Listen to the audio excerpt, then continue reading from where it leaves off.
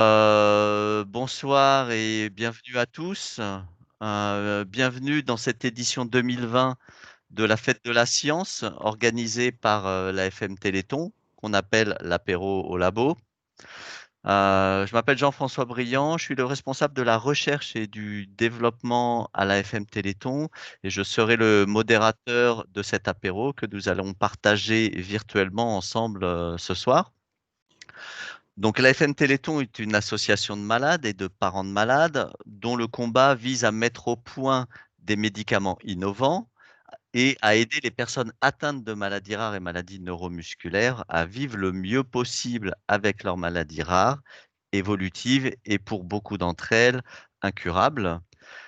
Nous développons une stratégie d'intérêt général et nous finançons la recherche sur des centaines de pathologies différentes, que ce soit des maladies de l'œil, du foie, du sang, de la peau, des muscles, des déficits immunitaires et bien d'autres.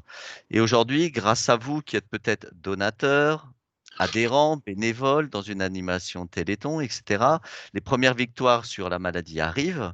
Des centaines de malades sont traités de par le monde grâce au travail des chercheurs financés notamment par le Téléthon.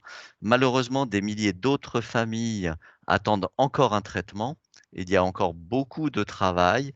On sait très bien que le temps de la recherche est long, mais grâce à vous, grâce aux dons du Téléthon, elle avance à grands pas. Et c'est ce que nous voulons partager en toute transparence avec vous ce soir. Donc, dans le contexte sanitaire que malheureusement nous connaissons tous, nous vous proposons cette année cette forme virtuelle et rénovée des Fêtes de la Science qui fait la part belle à une multitude de rendez-vous inédits.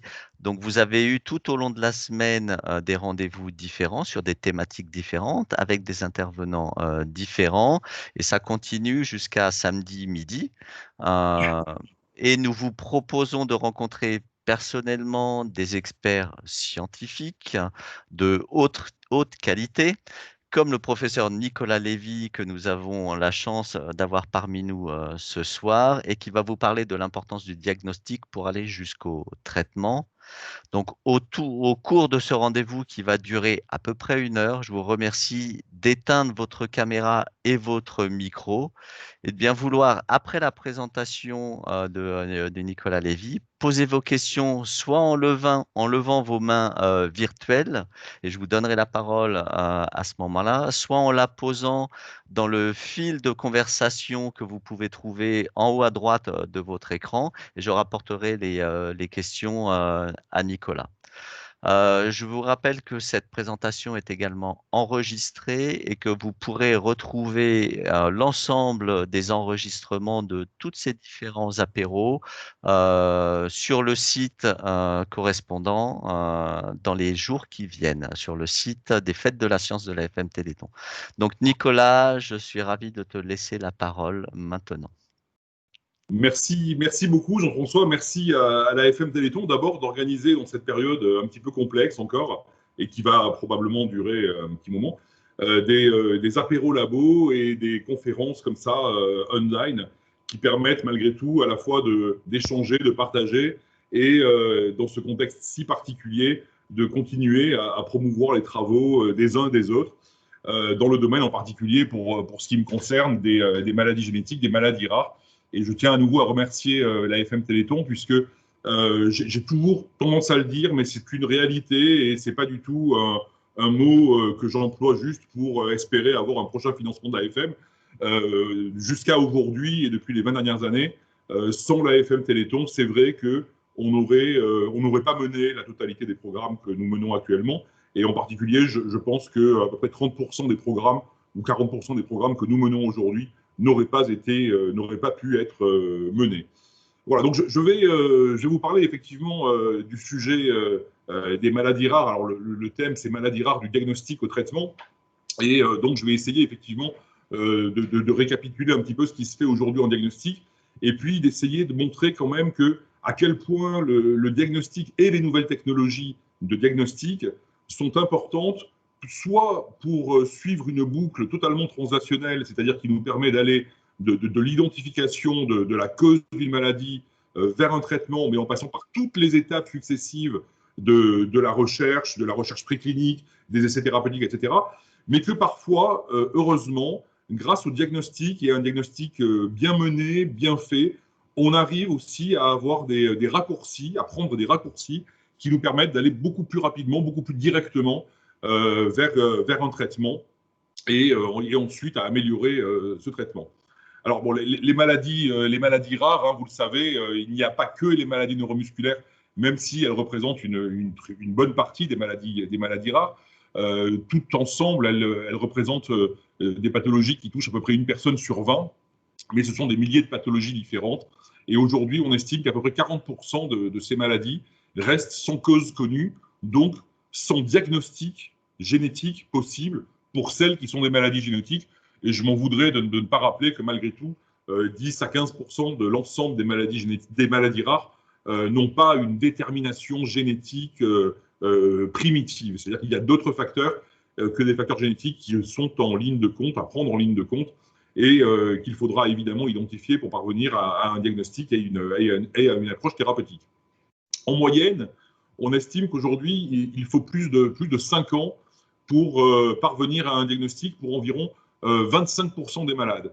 Donc, soit parce qu'il y a encore évidemment des gènes que l'on ne connaît pas ou des facteurs qu'il faut identifier en diagnostic et qu'on ne connaît pas encore, soit parce que les techniques sont insuffisamment précises et que dans certains cas, on passe sur l'anomalie sans l'identifier. On passe sur la cause de la maladie sans parvenir parfois à l'identifier parce que la technique rend incomplètement compte de la totalité de ce qu'il faudrait explorer. Ce qui fait qu'aujourd'hui encore, il y a à peu près un tiers de l'ensemble des malades qui n'ont pas de nom sur leur maladie. Et c'est quelque chose qu'évidemment, il faut absolument… c'est ce à quoi il nous faut pallier aujourd'hui, parce que c'est extrêmement compliqué, malgré tout, de parvenir à définir la bonne approche thérapeutique si on n'a pas mis le nom sur la maladie. Et puis, je vais rappeler encore qu'aujourd'hui, il y a à peu près 300 à 400 traitements qui sont des traitements spécifiques de maladies rares qui sont disponibles dans le monde, hein, où qu'on se trouve, et que ça correspond à peu près à 95% des malades qui ne sont pas aujourd'hui en position d'obtenir un traitement.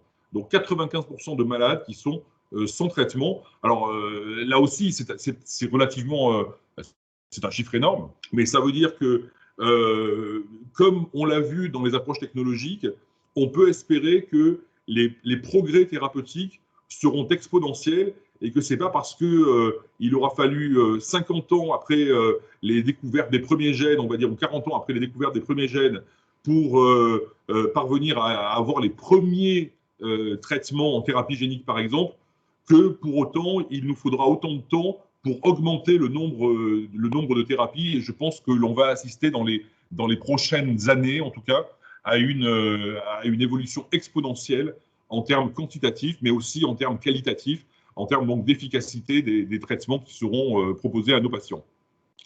Donc, une fois que j'ai dit ça, lorsqu'on parle de diagnostic et de traitement, lorsqu'on veut aller d'un diagnostic à un traitement, généralement, bien évidemment, on va s'intéresser en premier à nos patients, à nos malades et aux familles de malades lorsqu'on est dans des maladies génétiques.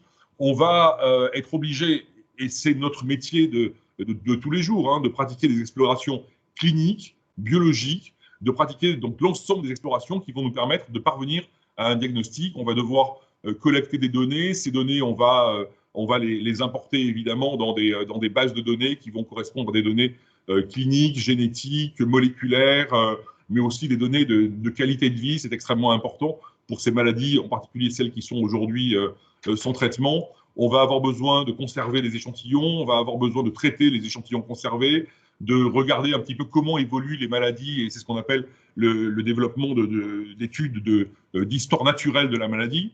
Et puis, on va s'intéresser évidemment à la recherche et donc aux bases moléculaires de ces maladies, identifier les mécanismes de ces maladies. On va utiliser des modèles de cellules, des modèles vivants. Quand je dis modèles vivants, hein, vous savez que ce sont des modèles, ça va du petit ver à la souris en général pour les modèles que l'on utilise le plus communément dans nos laboratoires, afin de déterminer les mécanismes pathophysiologiques des maladies.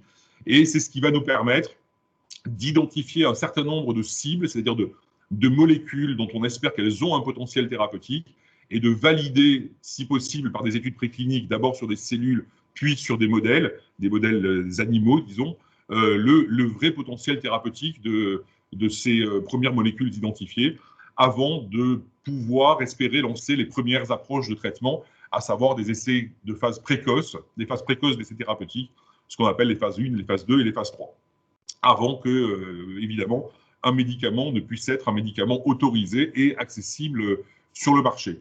Alors, il nous faut évidemment beaucoup de moyens pour faire ça. Ce sont des moyens de laboratoire, des moyens de bioinformatique, des moyens de biologie cellulaire, des moyens d'imagerie, des moyens d'animalerie. On a besoin, bien sûr, de valider nos preuves de principe, de valoriser nos travaux, parce que sans valorisation, malheureusement, nos travaux, globalement, intéresseront insuffisamment ceux dont le métier est de développer du médicament, c'est-à-dire en particulier les industriels du médicament, les pharma.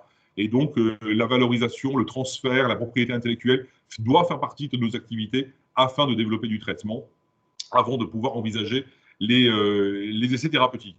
Mais comme je le disais, le diagnostic par lui-même se situe au tout début. La phase diagnostique se situe vraiment au tout début de ce que j'ai exprimé, un petit peu comme dans une boucle translationnelle, c'est-à-dire on est parti des patients, là on est déjà dans le diagnostic, on mène les explorations cliniques, les explorations biologiques, les explorations moléculaires, là on est dans le diagnostic, on collecte les données biomédicales, on est encore dans le diagnostic.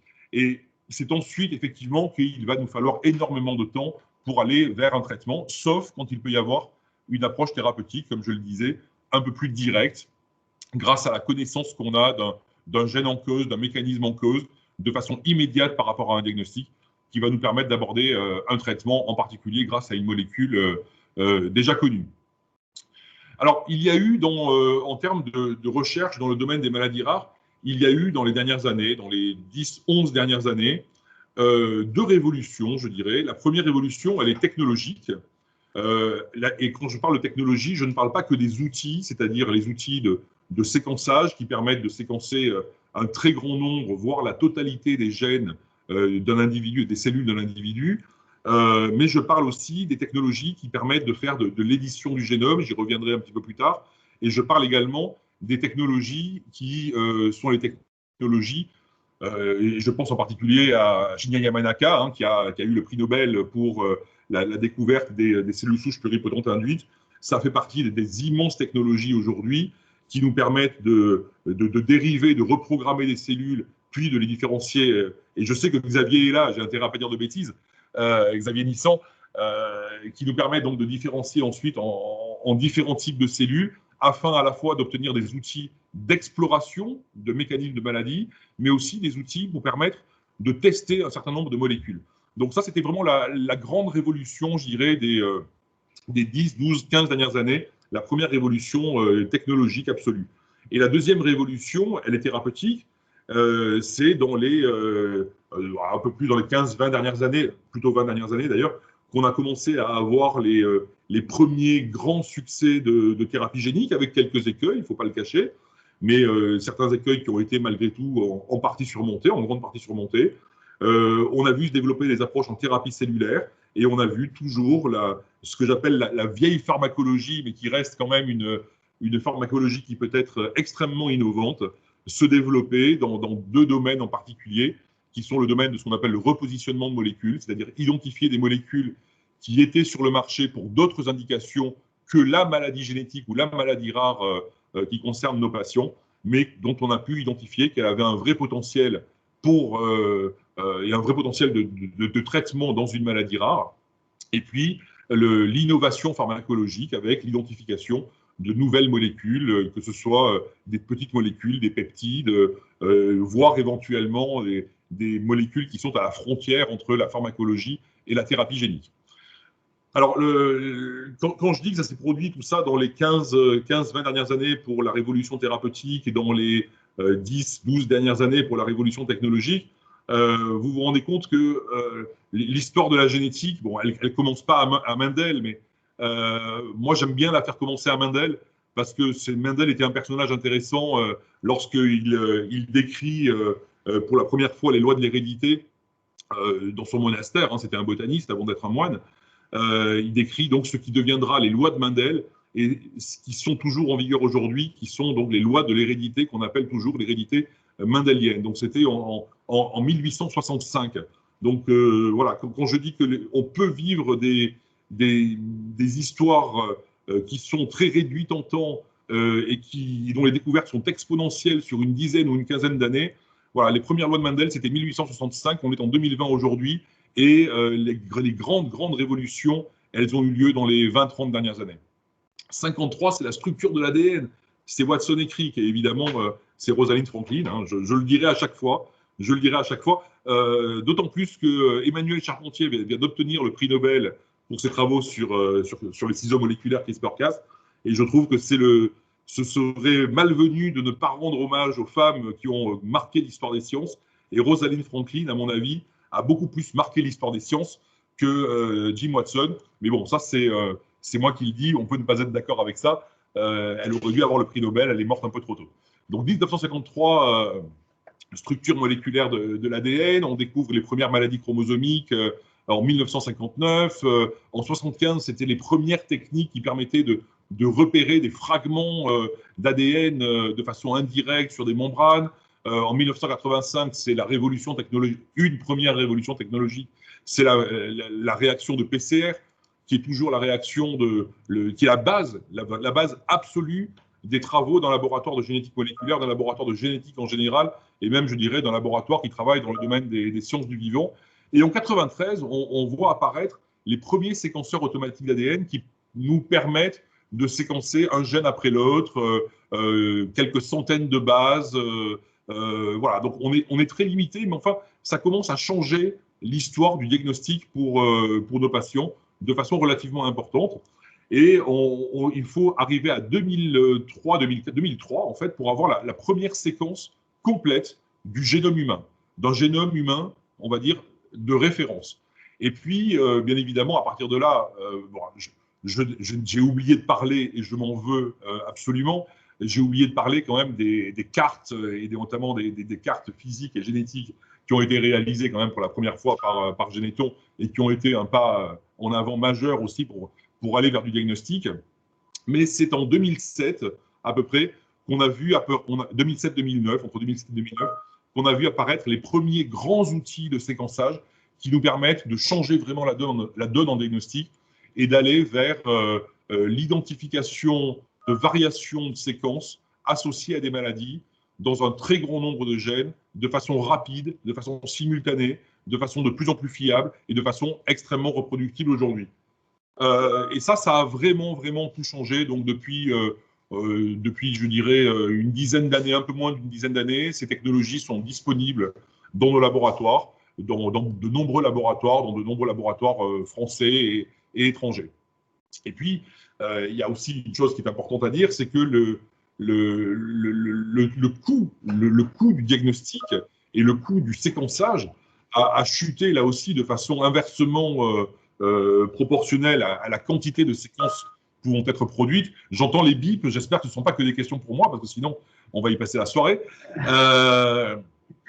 Donc, le coût de séquençage s'est réduit de façon extraordinaire. Et c'est vrai qu'aujourd'hui, j'ai l'impression qu'on ne devrait plus devoir dire à un de nos patients que ça va prendre, si sa maladie est génétique, ça va prendre 1 an, 2 ans ou 3 ans avant de pouvoir pratiquer un diagnostic, de lui communiquer un résultat correspondant à l'association entre la maladie qu'il présente et la cause, si elle est génétique en tout cas, de sa maladie. On devrait aujourd'hui pouvoir faire les choses beaucoup plus rapidement. Malheureusement, on n'y est pas totalement encore, mais je pense qu'on y vient, à condition de régler un certain nombre d'écueils. Et ces écueils aujourd'hui, c'est essentiellement les écueils qui sont liés à notre capacité non pas de production de données, mais à notre capacité d'analyse de ces données, de stockage de ces données, d'interprétation de ces données. Donc, le défi médical et scientifique du diagnostic aujourd'hui, il n'est pas sur la production et sur la capacité à avoir des séquences qui contiennent effectivement l'information correspondante à la cause génétique d'une maladie, mais ce défi, il est vraiment lié à l'interprétation de toutes les variations de séquences qui sont potentiellement en cause dans la maladie, mais dont il faut absolument déterminer de façon précise et fiable quelles sont en cause dans la maladie. Pourquoi le déterminer de façon obligatoirement précise et fiable? Parce que le pire pour nous serait de ne pas inclure, au moment où il y a des traitements disponibles, au moment où il y a des essais thérapeutiques en cours, le pire, je crois, serait de ne pas inclure un patient dans un essai thérapeutique qui lui permettrait de soigner sa maladie, voire éventuellement de la contrôler complètement, alors qu'il serait éligible à cet essai thérapeutique ou à ce traitement. Et si on a fait une erreur sur le variant, sur la variation de séquence, on peut en arriver à des situations extrêmes comme celle-là. Et à l'inverse, on pourrait aussi imaginer qu'une erreur d'interprétation de séquence nous fasse inclure un patient dans une étude thérapeutique alors que le traitement qu'on va lui donner n'est pas pertinent pour sa maladie et qu'il va éventuellement développer des effets secondaires. D'où l'importance absolue du diagnostic d'une maladie, en particulier génétique, autant qu'on peut le faire en tout cas, avant d'avoir un traitement à procurer à nos patients. Donc, les variations que l'on recherche sont évidemment des variations d'intérêt médical. Alors, je vais dire un petit peu un mot sur l'avenir de la génomique, enfin l'avenir tel qu'il est prévu, en tout cas en France, par des grands plans mis en place.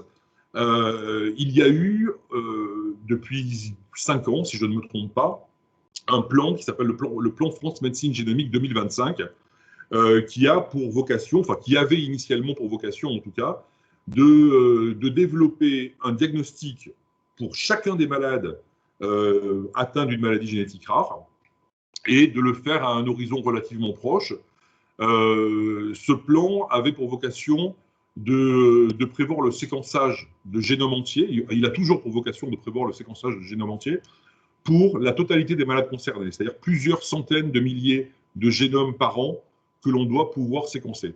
Malheureusement, je dirais, et je le regrette, hein, et ce n'est pas faire offense aux 2 porteurs de programmes de plateformes qui ont été créés grâce à ce plan, à Paris et à Lyon, que de dire que les choses ont pris énormément de retard, que l'organisation en plateforme ne s'est pas faite de façon aussi facile que prévu initialement, et que je pense que même si l'on compte aujourd'hui beaucoup sur les plateformes qui sont financées dans le cadre de ce plan France Médecine Génomique, il ne faut pas compter que sur ces plateformes, et il faut arriver dans le cadre de partenariats ou dans d'autres contextes à se doter malgré tout des équipements dans la mesure où nous avons sur site, sur place, les compétences qui permettent de produire les données, de les analyser, de les interpréter et de les stocker. Voilà. Mais en tout cas, on a, en théorie, en tout cas, la capacité aujourd'hui à faire en sorte que de moins en moins de personnes malades soient laissées sur le carreau du diagnostic. Alors, le diagnostic, il nous a permis évidemment de comprendre beaucoup de mécanismes liés à la pathologie, de mécanismes normaux également, c'est important. Il nous a permis d'identifier des cibles de traitement. Il nous a permis de faire voilà, 1000 choses que l'on ne pouvait pas faire avant. Alors en diagnostic aujourd'hui, et je dis ça pour les personnes qui ont eu accès à un laboratoire de génétique médicale pour avoir un diagnostic, aujourd'hui dans mon laboratoire, je dis dans mon laboratoire à l'hôpital parce que je pense qu'il est relativement représentatif de ce que devrait être un laboratoire de génétique en France. Nous avons 2 approches et nous sommes en train de mettre en place la 3e approche. La première approche, c'est l'approche qu'on appelle de panel. L'approche de panel consiste pour un groupe de pathologies données, c'est-à-dire un patient qui a une maladie dont on sait que c'est une maladie du muscle.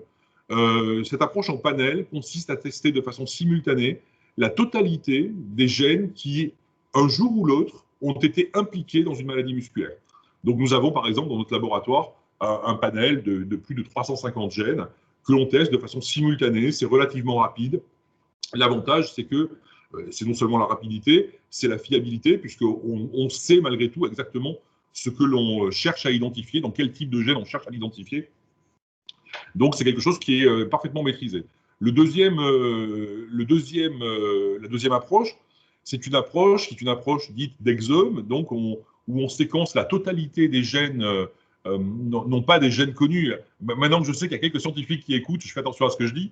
Donc ce n'est pas la totalité des gènes connus, mais disons la totalité des gènes dont on sait qu'ils codent une protéine et qu'il code une protéine en particulier qui est potentiellement impliquée dans une maladie. Même si on ne connaît pas aujourd'hui tous les gènes, évidemment, je l'ai dit, qui sont potentiellement impliqués dans des maladies génétiques. Donc, on a la capacité à séquencer les 19 à 20 000 gènes connus dans ce contexte-là. Et ensuite, par bioinformatique, par analyse vraiment bioinformatique, on cible en priorité les gènes qui nous semblent importants. D'abord, les gènes qui sont déjà connus. Ensuite, les gènes dont l'expression, c'est-à-dire que les gènes qui codent des protéines dont l'expression est particulièrement importante dans le muscle, par exemple, lorsqu'il s'agit d'une maladie musculaire dans laquelle on n'a pas trouvé de cause génétique sur les gènes déjà identifiés. Et puis ensuite, on ouvre les données pour explorer l'ensemble des autres gènes dont nous avons les séquences, pour regarder dans quelque chose qui serait peut-être moins évident initialement, mais qui est contenu malgré tout dans les données qui sont à notre disposition. Donc c'est une approche que nous menons aujourd'hui dans le laboratoire de façon assez routinière.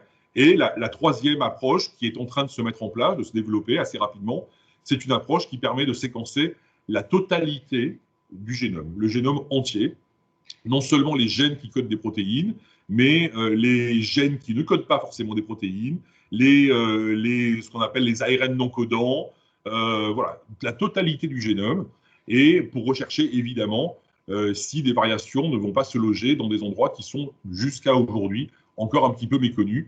Et ce sera le cas, enfin c'est déjà le cas pour certaines maladies, mais ce sera certainement le cas pour encore plus de maladies pour lesquelles on n'a pas identifié de variations dans des gènes, mais pour lesquelles nous allons identifier des variations dans des séquences qui sont entre les gènes ou dans des gènes qui ne sont pas des gènes dont on pense naturellement qu'ils sont associés à une fonction protéique, à une fonction connue.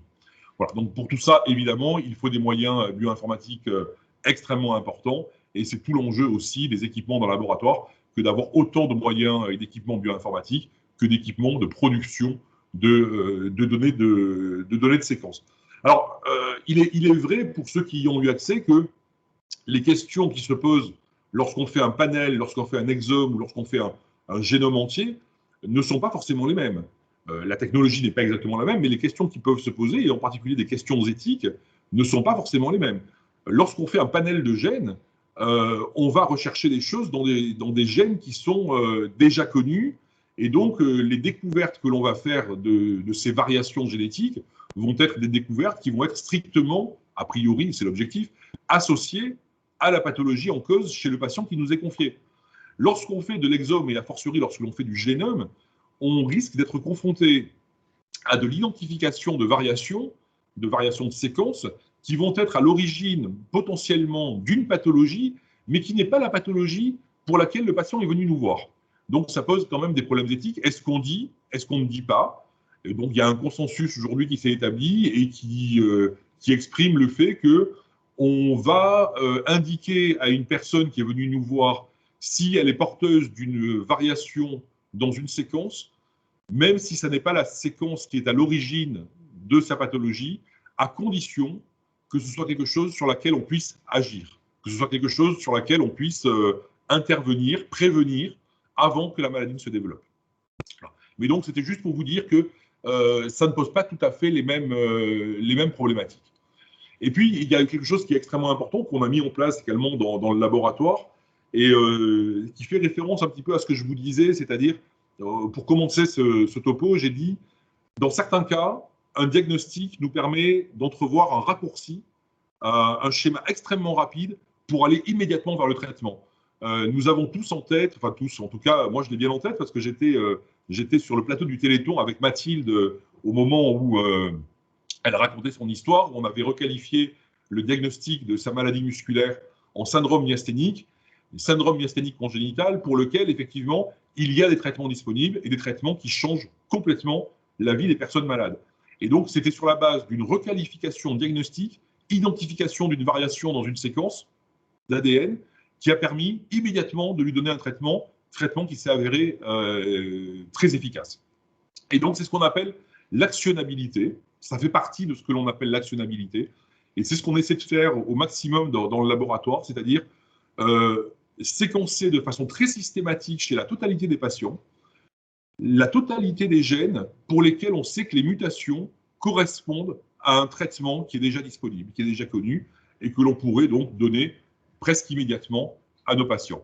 Alors, malheureusement, c'est une technique qui n'est pas d'une rentabilité énorme parce que je vous ai dit qu'il y avait quand même assez peu de traitements disponibles, mais il y en a, mais il n'y a pas de traitement disponible pour la majorité des pathologies pour un même organe. Mais malgré tout, ça nous a permis à la fois de requalifier des diagnostics et de temps en temps de procurer à des malades, j'ai quelques exemples en tête, un traitement qui s'est avéré immédiatement disponible et immédiatement efficace. Donc je crois qu'il faut continuer à travailler sur cette notion d'actionnabilité et de continuer à, à séquencer au fur et à mesure qu'ils sont connus les gènes pour lesquels il y a aujourd'hui un traitement disponible ou un traitement qui va être disponible bientôt. Parce que, encore une fois, excusez-moi, il y a un hélicoptère qui décolle de l'hôpital, mais bon, j'espère que ça ne perturbe pas l'écoute. Et puis pour finir, donc je dirais que dans les grandes approches après le diagnostic, il y a des approches évidemment thérapeutiques de grands espoirs. Donc j'ai cité la thérapie génique, j'ai cité la thérapie cellulaire, j'ai cité la pharmacologie. Je ne vais pas faire ce soir un topo sur l'ensemble de ces approches thérapeutiques. Dire quand même que le principe de la thérapie génique est un principe de transfert de gènes de façon assez générale. Dire qu'il y a un historique et que le premier grand succès de thérapie génique, c'était un succès de thérapie génique ex vivo qui a vraiment changé, enfin à mon avis, en ce qui me concerne, ça a totalement changé la conception que l'on pouvait avoir des approches de thérapie génique. Donc je fais référence aux travaux d'Alain Fischer et de Marina Cavazzana Calvo en 99, qui est la première, qui ont sorti la première thérapie génique d'un déficit immunitaire combiné sévère. On sait qu'il y a eu, sur ce premier essai thérapeutique, on sait qu'il y a eu un souci qui était lié vraiment à la technique et à l'approche thérapeutique, que ce souci a été corrigé et qu'aujourd'hui, c'est un traitement, je ne dis pas que c'est un traitement de routine, mais en tout cas, c'est un traitement qui a sauvé des enfants et qui continue à en sauver très régulièrement. Le deuxième grand succès, vous m'excuserez de un petit peu de ce chauvinisme, parce que je vais citer des succès français. Le deuxième grand succès pour moi, c'était la thérapie génique de l'adrénoleucodystrophie. Quelques années plus tard, 2009, travaux de Patrick Aubourg et Nathalie Cartier-Lacave, qui a permis vraiment, après une approche de thérapie génique, là aussi ex vivo, d'arrêter ce qu'on appelle la démyélinisation dans une forme d'atteinte cérébrale extrêmement sévère et mortelle chez des enfants dont le seul traitement disponible avant cette thérapie génique était une greffe de moelle qui était efficace en tout cas pas dans une majorité des cas. Les tendances actuelles pour la thérapie génique, c'est vraiment l'augmentation d'essais contrôlés, d'essais maîtrisés dans un certain nombre de maladies, donc de nombreuses maladies, des maladies musculaires. Vous avez évidemment en tête les approches thérapeutiques et les essais de traitement et les molécules qui sont aujourd'hui disponibles dans la myopathie de Duchenne, grâce à des collaborations importantes avec des sociétés pharmaceutiques qui produisent à la fois des oligonucléotides antisense ou qui produisent des vecteurs de thérapie génique. Donc là, on commence à voir apparaître des vrais succès dans ces pathologies-là. Les thérapies antisense pour la dystrophie musculaire de Duchenne. Et puis, encore plus récemment, la myotrophie spinale. La myotrophie spinale avec vraiment dans les formes, en particulier les formes sévères de l'enfant, du petit enfant et de l'enfant plus jeune, des résultats totalement spectaculaires, avec bien sûr des questions qui se posent sur la disponibilité des molécules, des questions qui se posent sur le coût de ces molécules, parce qu'il faut qu'elles soient disponibles absolument pour la totalité des malades concernés. Mais pour dire à quel point les choses ont avancé, je n'espérais pas qu'aujourd'hui, en 2020, on aurait trois molécules différentes de trois pharma différentes, de trois sociétés pharmaceutiques différentes qui produisent une molécule d'intérêt avec une véritable efficacité dans l'amyotrophie spinale, qui est une maladie qui, vous le savez, lorsqu'elle touche le très jeune enfant, est une maladie absolument gravissime et mortelle en très bas âge. Donc les progrès sont absolument considérables et je m'en voudrais aussi de ne pas terminer en disant qu'il y a un futur dans la thérapie génique et je n'ai pas parlé du futur et des perspectives magnifiques de la thérapie cellulaire et ni de la pharmaco, parce que je n'ai pas le temps ce soir, mais il y aurait des heures à passer à en parler. Mais le futur, en tout cas, en ce qui concerne la connaissance des gènes et ce que l'on peut faire à partir de la connaissance des gènes, ça me paraît quand même être les ciseaux moléculaires, avec toutes les précautions que l'on doit prendre avec ça. Et donc, j'ai rappelé tout à l'heure que Emmanuel Charpentier et Jennifer Doudna, donc 2 femmes, viennent d'avoir le prix Nobel. Ça a été annoncé avant-hier, à ma connaissance. Et que cette technologie, donc qu'on appelle les ciseaux moléculaires, ou qu'on appelle aussi plus communément CRISPR-Cas, ne cesse d'évoluer pour permettre à la fois de modifier de façon extrêmement précise les régions du génome que l'on souhaite corriger pour en faire une thérapie génique efficace, mais qu'elles se sont tellement améliorées récemment qu'on diminue aussi le risque des cibles non désirées, c'est-à-dire la possibilité parfois sur les outils que l'on va utiliser d'aller se fixer non pas sur la séquence que l'on souhaite, mais ailleurs, et de générer des effets secondaires. Les progrès sont considérables, on les voit apparaître, je dirais, semaine après semaine, et ce sont des outils qui sont vraiment de plus en plus populaires dans nos laboratoires, dans nos services, et ils sont populaires au point où il va falloir, je pense qu'il va falloir assez rapidement se pencher sur une réglementation pour la maîtrise de ces outils et éviter évidemment les dérives, parce que lorsqu'on a un outil facile à utiliser et extrêmement puissant, bien évidemment, on aura tout gagné si ces outils sont utilisés pour soigner nos malades, mais on risque de perdre beaucoup si on a des tentations de les utiliser avec d'autres finalités. Voilà, donc je vais m'arrêter là et j'attends des questions si éventuellement il y en a, bien sûr. Eh ben, merci beaucoup, Nicolas, pour cette présentation très complète. Forcément, il va y avoir des questions. Donc, je vous propose soit de lever la main virtuellement, soit de les poser dans le chat. Et je pourrai relayer vos questions ou vous donner la parole. Donc, je ne sais pas si quelqu'un a une première question brûlante. Si, Jamila. Jamila, je te donne la parole. Merci Jean-François. Tout d'abord, merci professeur pour toutes vos explications. Voilà. Voilà, je me posais la question. Voilà, j'ai été en errance de diagnostic. Voilà, je suis née en 1988. J'ai été en errance de diagnostic et je voulais savoir jusqu'en 2014. On m'a appris, suite à de nombreux examens faits, donc comme une biopsie de muscle, IRM, biopsie de peau. Et donc, le 10 septembre 2014, c'est toutefois récent, on m'a appris que j'avais une myopathie mitochondriale de type sévère. Donc, je suis atteinte, j'ai une pluri-atteinte.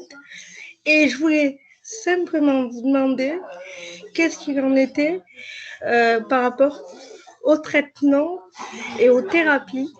Parce que je vous dis, en tant que malade, c'est peut-être pas vrai, mais je vous dis en tant que malade, j'ai l'impression que ça rame.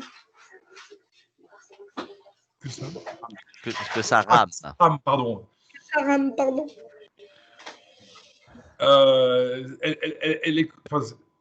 Merci, madame, d'abord pour votre commentaire. Mademoiselle. Et je ne peux pas comment dire, contredire ce que vous dites, parce que des personnes qui sont atteintes d'une maladie pour laquelle aujourd'hui on a éventuellement un diagnostic, mais pas encore de prise en charge au sens thérapeutique, pensent que ça rame, je ne peux qu'être d'accord. Je ne peux qu'être d'accord avec ça. En revanche, c'est vrai qu'on n'avance pas forcément. Enfin, quand je dis on, c'est pas un on générique de l'ensemble de la communauté des chercheurs et de la communauté des médecins. on n'avance pas, nous n'avançons pas à la même vitesse pour toutes les pathologies, et ça, c'est un fait. Après, vous me parlez d'une myopathie mitochondriale. Alors, Oui. J'aimerais bien vous répondre extrêmement précisément, mais la réponse précise ne peut être faite dans ce cas-là parce que les myopathies mitochondriales, il y en a plein. Il y en a Oui, plus que ça. Il y en a un certain nombre. Il y en a qui sont liés vraiment à des variations dans des gènes qui sont des gènes qui sont responsables de la production de protéines mitochondriales, mais que l'on peut détecter par les approches tout à fait classiques de panel, que j'ai évoquées. Et puis, il y a, et c'est souvent des formes malheureusement plus sévères, des maladies mitochondriales et des myopathies mitochondriales qui sont liées à des mutations dans un tout petit génome que je n'ai pas mentionné, qui s'appelle le génome mitochondrial. Et en fonction donc de ça, c'est ni les mêmes diagnostics, ni les mêmes sévérités des pathologies, ni les mêmes traitements qui sont aujourd'hui je ne dis pas forcément testés, mais qui sont aujourd'hui explorés comme des espoirs thérapeutiques. Ce que je peux vous dire en tout cas, c'est que ce ne sont pas des maladies oubliées. Et je peux citer des laboratoires et des équipes de recherche qui travaillent spécifiquement sur ces myopathies mitochondriales.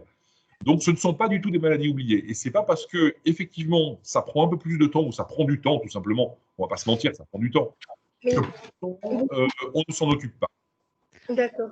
Oui, et il y avait justement, il y a 2 jours, un apéro spécifique sur les maladies mitochondriales, apéro auquel Djamila a pu participer, Oui. donc et avoir déjà un certain nombre d'éléments de réponse. Oui, en tout cas, merci, monsieur, pour toutes vos réponses. Et je suis contente que vous me disiez en face que ce ne sont pas des maladies oubliées parce que j'avais ce ressenti, même si je sais que les chercheurs font tout en tant que malade, myopathie mitochondriale sévère, j'avais l'impression d'être oubliée. Voilà. Vous ne l'êtes pas. Donc, merci beaucoup. Merci Djamila, merci Nicolas. Mandine a une question. Bonsoir Mandine. Oui, bonjour. Bonjour. Bonjour, j'espère que vous allez bien. Donc du coup, je ne sais pas si vous... Merci. Donc du coup, je suis responsable du groupe d'intérêt myopathie des ceintures. Ouais. Et donc du coup, on sait aujourd'hui qu'on a encore des patients qui sont étiquetés maladie des ceintures, mais qui ne connaissent pas exactement leur diagnostic précis.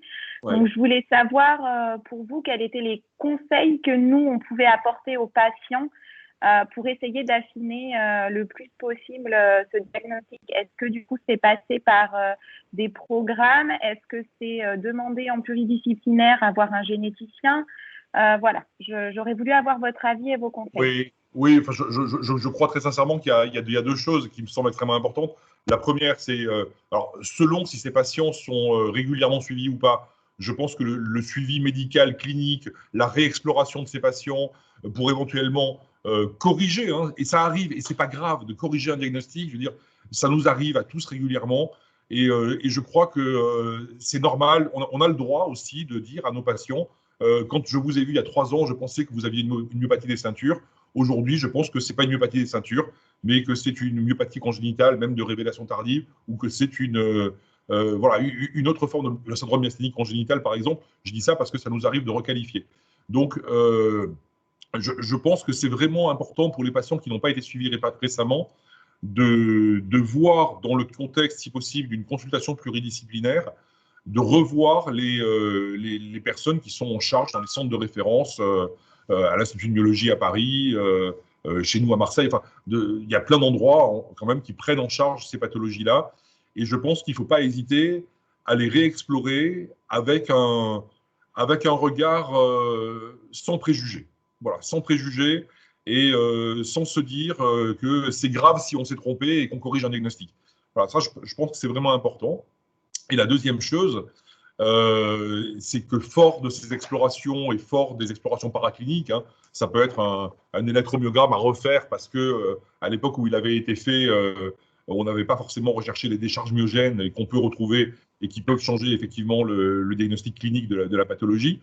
Mais je crois qu'aujourd'hui, dans ces cas-là, si ça se justifie, et ça se justifie dans la majorité des cas, il ne faut pas hésiter à reséquencer la totalité des gènes d'un panel, puisque nos panels augmentent quand même très régulièrement. Hein. Il y a des gènes de maladies musculaires que l'on découvre, on en découvre 4, 5, 6, 10 par an. Hein. Donc, il ne faut pas hésiter à les reséquencer dans un panel. Donc, c'est pour ça qu'on les met à jour régulièrement. Et éventuellement, je pense, enfin, ça c'est mon point de vue, de plus en plus séquencer du génome. Quoi. Je pense que le séquençage de génome entier bien mené, c'est-à-dire avec de très grandes données cliniques, bien évidemment, avec une exploration familiale, c'est-à-dire de ne pas mener un séquençage d'exome ou de génome, d'ailleurs, de ne pas le mener sur un cas index isolé, mais d'avoir au moins un trio, c'est-à-dire les parents ou un frère et une sœur atteints ou non atteints et non atteints. Voilà. Mais bien mené, je pense que ça solutionne beaucoup de cas. Cet après-midi, on discutait avec Marc Bartoli. Il est juste à côté de moi. Vous ne le voyez pas parce qu'il est discret, mais il est juste à côté de moi. On discutait d'une patiente, qui est une patiente que je suis depuis très longtemps, pour laquelle il y avait eu une étiquette de myopathie congénitale. Une étiquette de myopathie congénitale qui avait été portée chez elle il y a eu une dizaine d'années, sans qu'il y ait de gène identifié. Je l'ai vu, en fait, moi je l'ai revu, je l'ai vu il y a une dizaine d'années pour la première fois. On a requalifié son diagnostic, et en requalifiant son diagnostic, on s'est dit qu'on avait probablement mal cherché. Et donc, on a identifié finalement par séquençage d'abord d'exome, on a identifié 2 variations de séquence dans un gène, qui était un gène absolument inconnu comme étant impliqué dans une maladie musculaire. On a confirmé ces données de séquençage par des données de séquençage de génome entier.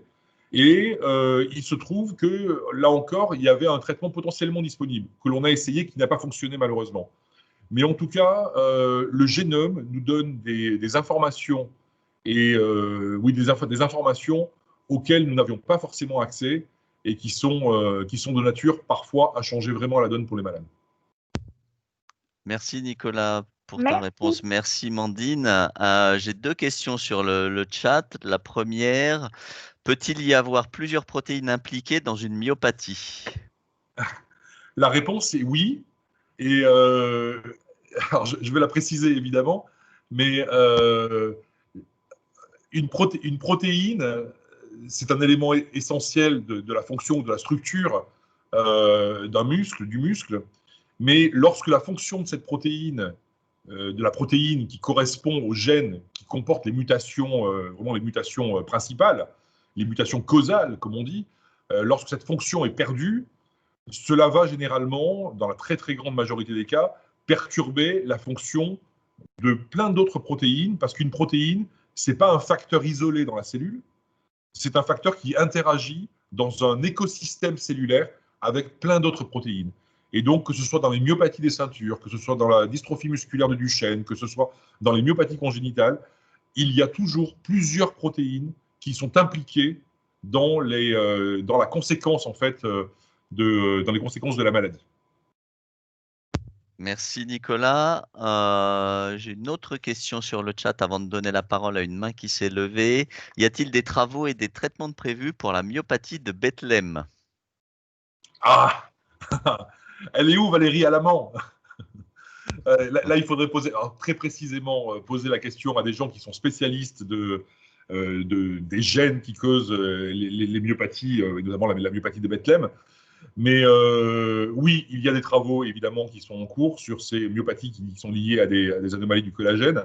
Donc il y a des travaux qui sont en cours, il y a des approches de traitement qui sont développées. Je ne suis pas du tout spécialiste de ces pathologies-là, donc je m'abstiendrai plutôt que de dire des bêtises. Vraiment, je ne voudrais pas le faire. Mais vous avez dans le giron de l'AFM Téléthon des personnes, j'ai cité Valérie Alamand et il y en a d'autres, mais qui sont vraiment des grands spécialistes de ces gènes, de ces maladies, et qui pourraient donner des réponses beaucoup plus précises que moi. Et vous pourrez, pour compléter, quand vous allez sur le site web de l'AFM Téléthon, vous pouvez avoir des informations sur les avancées de plusieurs classes de maladies et justement, vous aurez du détail sur les derniers développements qui sont en cours. J'avais une main levée. Si je me trompe pas, c'est Virginie qui avait levé la main. Oui, bonjour, merci. Bonjour. J'ai ma fille qui est atteinte du syndrome de Legg avec un gène qui a été identifié, donc ça nous permet de mieux comprendre et d'accepter déjà la pathologie quand on peut identifier une maladie. Et on a signé à cette époque-là, en 2016, des consentements pour la recherche sur ce gène et des prises de sang qu'on a pu avoir à ce moment-là.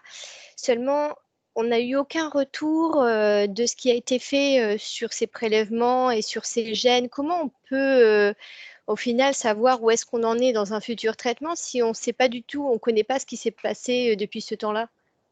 Est-ce qu'on peut obtenir une information en ce sens? Ben, on doit vous fournir une information, que ce soit une information qui corresponde à l'identification d'une cause ou que ce soit une information qui corresponde à la non-identification d'une cause. C'est une information que l'on vous doit. Vous avez réalisé un examen dans un laboratoire. Ne me dites pas le nom, je ne veux même pas le savoir. Enfin, mais vous avez quand même réalisé un examen à visée diagnostique. Vous avez signé un consentement pour ça. Ce consentement que vous avez signé, j'imagine que vous avez dit que vous vouliez que l'on vous communique les résultats. Je crois que dans le consentement, c'est même pas marqué. C'est des consentements ultérieurs après diagnostic qu'ils nous proposent de faire une prise de sang pour d'autres recherches liées à la pathologie. Mais comment… Parce que la base, c'est le diagnostic. Et donc, dans la mesure où vous avez signé un consentement, un laboratoire de diagnostic génétique, quel qu'il soit, doit vous communiquer l'information. Je ne dis pas qu'il doit vous la communiquer en une semaine ou en 15 jours, ça prend un peu de temps. Mais en tout cas, à partir du moment où l'analyse a été faite et elle a dû être faite, l'information, vous devez l'avoir. En plus, dans le syndrome de Leigh, il y a, à ma connaissance, deux formes d'hérédité, une forme d'hérédité liée à l'X, une forme d'hérédité mitochondriale. Et les gènes sont connus. Enfin, après, il peut y avoir éventuellement d'autres formes atypiques avec des gènes qui ne sont pas encore déterminés.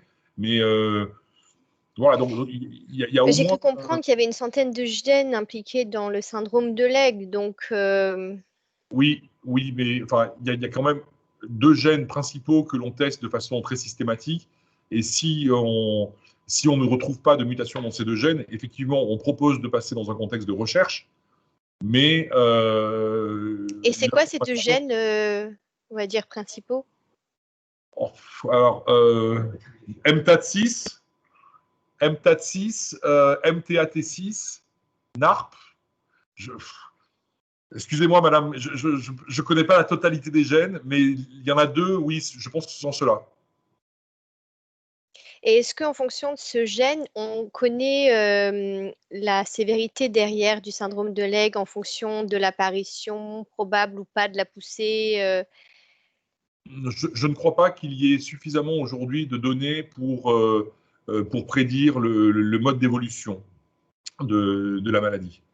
Ça fait partie des pathologies qui sont évidemment des pathologies sévères, hein, maladies neurologiques extrêmement sévères, mais je ne suis pas certain qu'il y ait des corrélations entre le type de mutation identifiée dans les gènes que l'on connaît aujourd'hui et l'évolution de la maladie. D'accord. Merci. Merci Nicolas. Alors il y avait un complément à ta réponse tout à l'heure sur l'implication de plusieurs gènes. Avec ce qui est mentionné. Pour mon cas, on connaît le déficit secondaire d'une protéine, mais pas la protéine primaire, myopathie des ceintures. Pouvez-vous expliquer comment c'est possible? Et oui, c'est possible. C'est possible.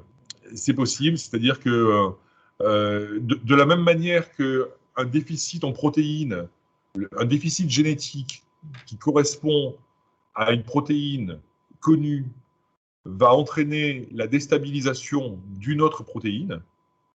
Dans certains cas, une protéine déstabilisée qui ne va pas être, qui ne va pas correspondre à un gène que l'on connaît déjà, puisque par définition, si on ne le connaît pas, on ne connaît pas encore la protéine qu'il code. En tout cas, cette protéine-là va entraîner la déstabilisation d'une protéine secondaire éventuellement connue. Et c'est pour ça que l'observation initiale est faite sur le déficit de la protéine secondaire, mais qui correspond à un gène pour lequel on n'a pas identifié de mutation. L'autre possibilité, il y a quand même une deuxième possibilité à ça, c'est que la mutation n'ait pas été identifiée parce que techniquement, elle n'a pas pu l'être. C'est-à-dire qu'elle a pu être ratée techniquement, elle peut être dans une région qui n'a pas été explorée du gène qui correspond à la protéine qui est déficitaire. Je vous donne un exemple. Si vous avez par exemple une maladie, une protéine de type dysferline qui est totalement absente, je vais pencher en premier pour une mutation dans le gène qui code la dysferline. Mais par contre, c'est un grand gène. Il se peut que techniquement, je ne retrouve pas immédiatement la mutation que je recherche dans le gène. Donc, il va falloir faire des explorations un peu plus poussées, complémentaires, pour aller explorer des régions du gène qui ne sont pas naturellement et immédiatement explorées. Donc, les deux possibilités existent.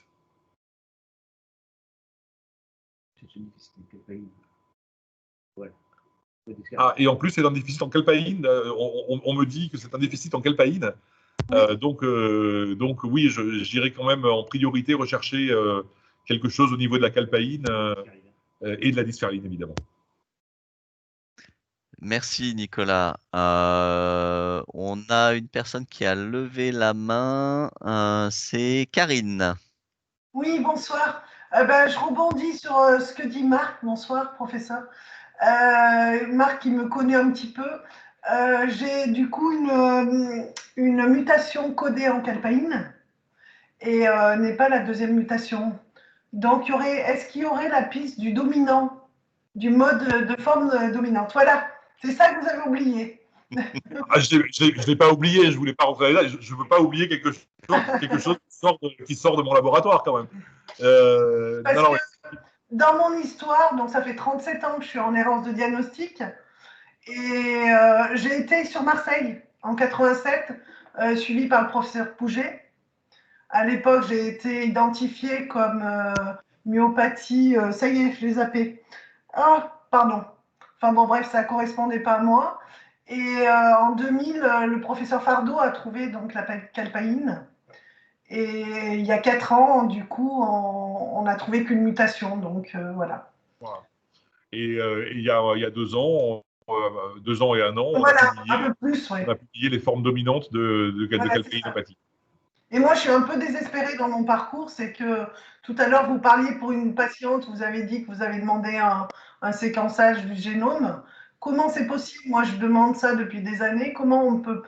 Enfin voilà, je suis dans un programme européen depuis 1 an, mais ça ne bouge pas. Enfin voilà, donc je suis vraiment… je ne sais plus quoi faire. Mais en même temps, chez vous, le diagnostic de calpaïnopathie a été posé, il a été porté. Oui, mais là, de nouveau, là, depuis 4 ans, on me dit que c'est une dystrophie des ceintures, simplement. Mais c'est une dystrophie des ceintures, une calpaïnopathie, madame. Oui, en fait, je n'ai plus le diagnostic de calpaïnopathie. Pardon, excusez-moi. Karine, c'est Mandine. En fait, ce qui s'est passé chez Karine, c'est que du coup, on lui a diagnostiqué une calpaïnopathie, mais en ayant identifié une seule des 2 mutations, parce qu'on l'a pensé récessive. Oui. Et il y a 4 ans, quand elle est retournée en consultation, on lui a dit que, en fait, ça ne pouvait pas être une calpaïne, puisqu'on ne trouvait pas la deuxième forme, en fait. Et donc, la deuxième version du gène. Et donc, aujourd'hui, on a participé à la conférence sur les myopathies des ceintures. Et ce qui a été dit sur les dominantes, c'est que les formes, normalement, les patients avaient des symptômes qui étaient moins sévères que les calpaïnes récessives. Donc, moi, ça m'a plutôt interloquée. Parce que du coup, je ne savais pas du tout. En fait, je ne sais pas si, pour moi, la forme dominante est potentiellement plus grave que la forme récessive, mais après, c'est peut-être une fausse idée. Donc, je pense que c'est là où Karine est un peu dans le doute, c'est que En fait, on lui dit qu'elle n'est pas calpaïne parce qu'il lui manque l'identification de la deuxième protéine, mais on ne lui dit pas non plus qu'elle est dominante. Donc, en fait, elle ne sait pas si elle est calpaïne, on lui dit qu'elle est myopathie des ceintures. Oui, voilà. non, mais c'est. Désolée, je précisais. D'accord, ok. Merci, Nandine. Ces précisions sont importantes. Ces précisions sont effectivement très importantes. Alors, il est vrai que les formes dominantes de calpaïnopathie, aujourd'hui, on sait qu'elles existent. Elles sont démontrées, et elles sont démontrées par des études familiales. Donc, il n'y a pas d'ambiguïté là-dessus. Il est vrai qu'elles sont généralement moins sévères ou un peu moins sévères pour celles qui ont été identifiées, parce qu'on en est encore au balbutiement des calpaïnopathies dominantes. Donc, pour celles qui ont été identifiées, en tout cas, effectivement, elles prennent des formes musculaires moins sévères. Et donc, lorsqu'il y a une absence de protéines calpaïne avec une mutation de calpaïne qui a été identifiée, j'en reviens à ce que je disais tout à l'heure, c'est-à-dire que je pense que la deuxième mutation, enfin, si c'est une forme sévère, il est possible en tout cas que la deuxième mutation ait été loupée.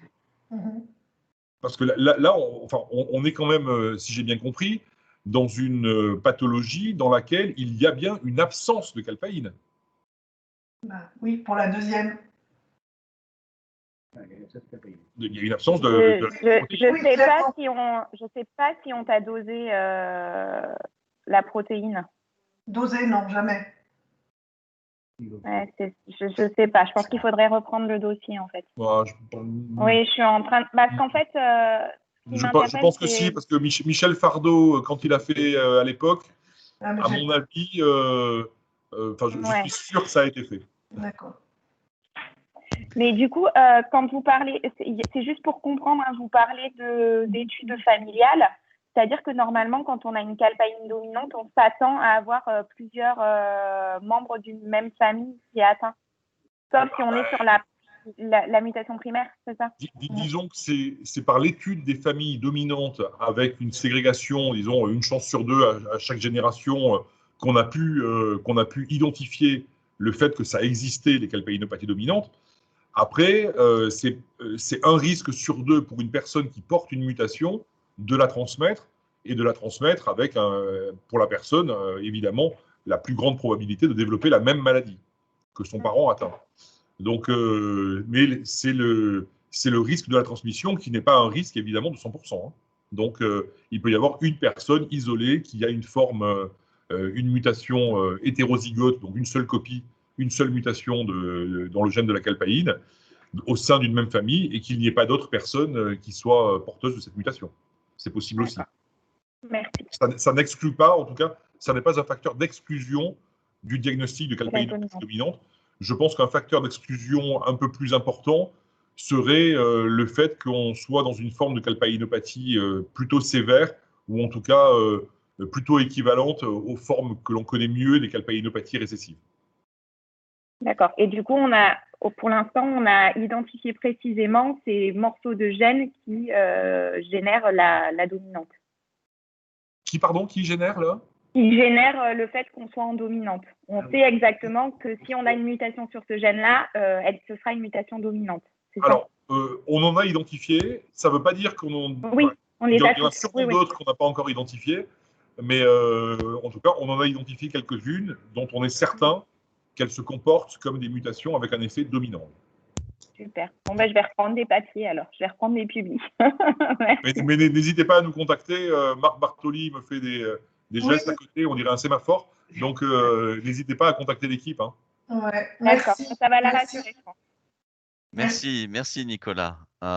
Donc, je ne sais pas si nous avons une dernière question brûlante, mais si ce n'est pas le cas, nous allons devoir arrêter. Si Jamila, non, Jamila a levé la main. Pour une dernière petite question, Jamila. Une petite. Alors, est-ce que vous pouvez définir ce que c'est qu'une maladie neuromusculaire rare? Parce que c'est un peu, les gens ont du mal à comprendre, donc je ne sais pas si vous pouvez. Alors, je réfléchis parce qu'elle est compliquée, votre question. Oui, je sais. C'est pour ça que je la pose. Mais je dirais que toutes les maladies neuromusculaires, ou la très très grande majorité des maladies neuromusculaires, d'origine génétique sont des maladies rares. D'accord. Et quand je dis toutes, je ne pense pas me tromper beaucoup. Voilà. Après, dans les maladies, il peut y avoir des maladies du muscle, des maladies du nerf et des maladies donc, neuromusculaires qui ne sont pas forcément des maladies rares, mais qui ne sont pas liées à des facteurs strictement génétiques. Donc, je ne sais pas, un exemple. Hein. Je vais vous donner un exemple. Toutes les myopathies des ceintures que l'on connaît aujourd'hui sont des maladies rares. La myopathie du chêne, c'est une maladie rare. Les myopathies mitochondriales sont des maladies rares. Les myopathies congénitales, toutes les myopathies congénitales que l'on connaît aujourd'hui, toutes les dystrophies musculaires congénitales ou progressives sont des maladies rares. Voilà, j'aurais presque du mal à vous citer des maladies musculaires non rares. Oui, d'accord. Mais quels sont les critères, en fait? Pourquoi on appartient à des maladies rares ou pas? Oh là là, c'est une longue histoire. C'est une longue histoire. Je sais que c'est... Vous savez quoi, je vais botter en touche et je vais faire un tout petit peu de pub. Parce que je me suis penché sur la question récemment et la question était intéressante de savoir à partir de quel moment on avait développé ce contexte de maladie rare. Ça s'est passé en fait en premier, et je pensais que c'était en France que ça s'était développé. C'est pas vrai du tout, c'est aux États-Unis que le concept de maladie rare est né, parce qu'il y avait un besoin de reconnaissance. C'est parti, en fait, c'est lié à des médicaments. Il y a eu une loi américaine qui était passée et qui, à un moment donné, a interdit, en fait, de délivrer des médicaments qui étaient des médicaments qui étaient jugés sans efficacité, de les délivrer à des patients, même s'ils avaient des maladies, en l'occurrence des maladies génétiques qu'on appelle aujourd'hui des maladies rares. Et ces médicaments se sont appelés les médicaments orphelins, les médicaments sans abri ou les médicaments orphelins. C'est de là que, de orphelins, est né les maladies orphelines, qui sont ensuite, dont on s'est rendu compte ensuite que les patients qui se réunissaient au sein de groupes, d'associations, etc., avaient des maladies qui étaient peu fréquentes, et c'est pour ça qu'on les a appelés, on les a ensuite colligés sous le concept de maladie rare. Mais vous savez quoi, madame, vous écrivez à l'AFM, et je vais sortir un bouquin, voilà, donc c'est pour ça que je dis je fais un peu ma promo, je vais sortir un bouquin au mois de janvier prochain sur les maladies rares, vu par un regard qui n'est pas du tout un bouquin pour les scientifiques, hein, donc Xavier, tu ne dois pas le lire, Gisèle, tu ne dois pas le lire, enfin bon, Alexandre, tu ne dois pas le lire. C'est un bouquin pour les personnes malades, c'est un bouquin pour le... Voilà, c'est pas pour les scientifiques. Et dedans, je parle entre autres d'où ça vient ce terme de maladie rare. Je serais en tout cas très intéressée de prendre connaissance de votre bouquin, parce que ça m'intéresse. Alors, Jamila, juste pour compléter ce que Nicolas vient de dire, au niveau de l'Europe, le seuil fixé pour des maladies rares, c'est une personne sur 2000. Et en France, on dit qu'une maladie est rare si elle affecte moins de 30 000 personnes. C'est les seuils tels qu'ils sont définis, en tout cas dans les chiffres que moi j'avais en tête, c'est les seuils qui pour moi étaient définis. C'est ça, c'est une naissance sur 2000. Classification. Ouais, ok, d'accord, j'ai compris. Ouais. Ben merci. J'arrive pas à lire votre nom de famille, Monsieur Delague. Je crois que c'est. Non, c'est Nicolas Lévy. Je suis désolé, madame. Pardon. Je me suis connecté sur l'ordinateur d'une de mes collaboratrices qui s'appelle Valérie Delague et qui travaille aussi sur les maladies neuromusculaires, comme Marc Bartoli. Ben, merci à vous et merci à toi Jean-François pour ton compliment. Et Jamila. Donc je pense qu'on va devoir arrêter là, même s'il y avait potentiellement encore d'autres questions, mais on va peut-être libérer Nicolas maintenant. Donc un grand merci en tout cas à Nicolas pour cet apéro qui était passionnant et riche dans la discussion. Donc comme je vous ai dit en introduction, vous avez encore la possibilité de regarder certains de ces apéros, notamment jusqu'à samedi midi. Et en tout cas, je vous remercie personnellement au nom de la FM Téléthon et des milliers de familles et de malades que nous représentons pour avoir participé activement à cet apéro. Et je vous rappelle que le Téléthon aura lieu cette année les 4 et 5 décembre prochains, que nous pouvons avoir besoin de vous pour vous investir dans une animation.